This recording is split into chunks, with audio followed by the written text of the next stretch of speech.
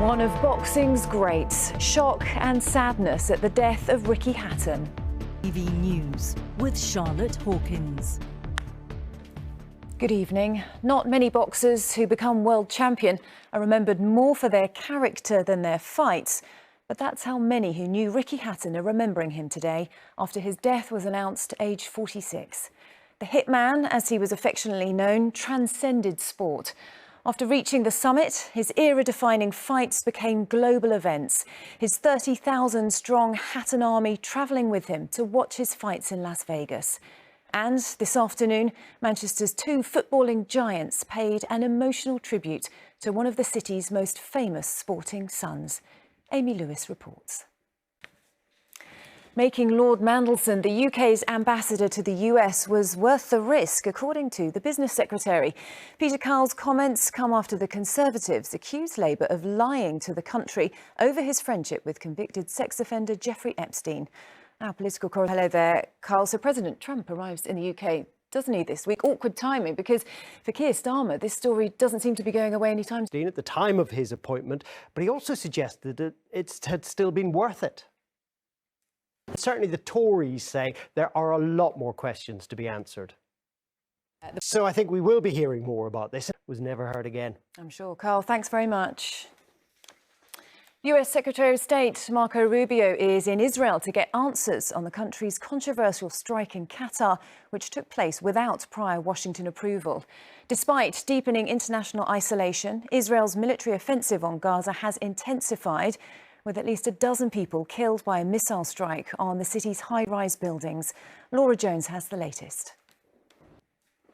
Romania has become the second NATO country this week to detect a Russian drone in its airspace. Two men are being questioned by police after an explosion at a house in Bradford. They were among 5 people treated for injuries following the blast before they were arrested on suspicion of metal theft. Emma Volney reports.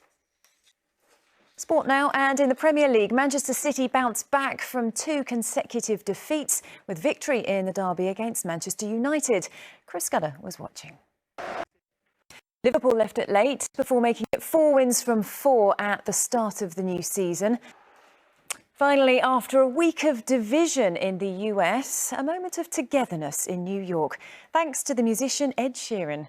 Fans were treated to a pop-up concert in the shadows of Williamsburg Bridge and were joined by 1 million people watching it being streamed live on TikTok. Caroline Lewis has more.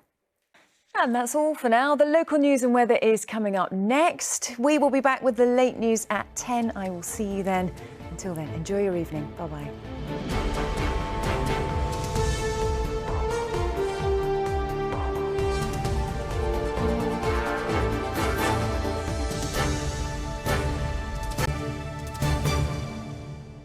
Hello again. Now the main stories in London. 24 people have been arrested following a protest and counter-protest in central London yesterday. People were evacuated from Westfield Stratford City after a fire broke out in the shopping centre's car. The National Gallery's announced plans to expand after receiving pledges of £375 million from private donors. The Big Woof Dog Show has made a return to King's Cross for a weekend of wellness, style and 4-legged fun.